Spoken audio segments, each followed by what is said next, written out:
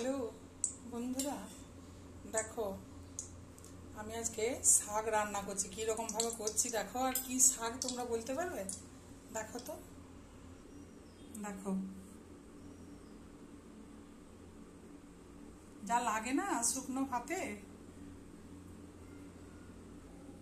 দেখো অর্ধেক জলে ফেলে রেখেছি, ধুবো। দেখো ডাঙায় এত ভালোবাসে এই শাকটা সবাই খেতে, তোমাদেরকে কি বলবো বলে বোঝাতে পারবো না। যাকেই রান্না করে খাইয়েছি সে বলে কি শাক গো, এটা দারুণ লাগছে তো। দি বলছে খাবে তোমরা, তাহলে লিজে লাগাও তোমাদের বাগানে।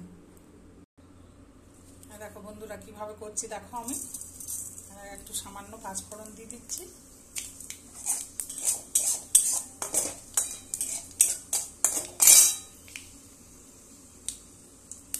একটু শুকনো লঙ্কা দিলাম। শাকটাকে আমি কচকচে করে ধুয়ে নিচ্ছি আগে। আর শাকগুলো একদম কচকচা গো, এই বৃষ্টিটা হতে যা সুন্দর গজিয়েছে, তোমাদেরকে কি বলবো। এটা কি শাক বলো, দেখো ভালো করে। অনেকে বলে বিলাতি পালং, আমি বলি টক পালং, বুঝলে? এগুলো টক পালং বলি আমরা।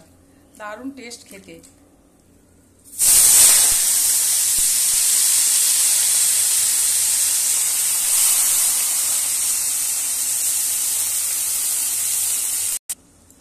দেখো বন্ধুরা কতটা শাক দেবো, আর কতটুকুনি হবে দেখবে, বুঝেছো?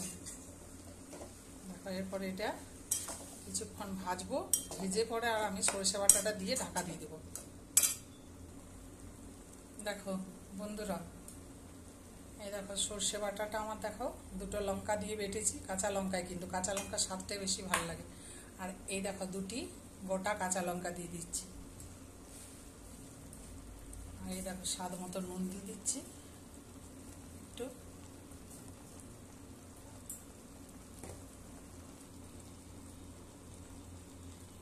দেখো একটুখানি হলুদ,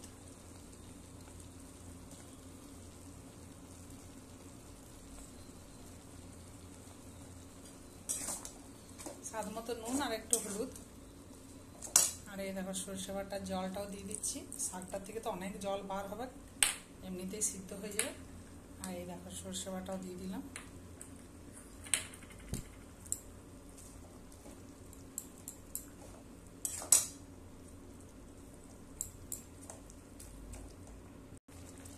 দেখো বন্ধুরা এখনই কতটা জল বেরিয়ে গেল। আর শাকটা অতটা শাক দিলাম, আর কতটুকুনি হবে শাকটা।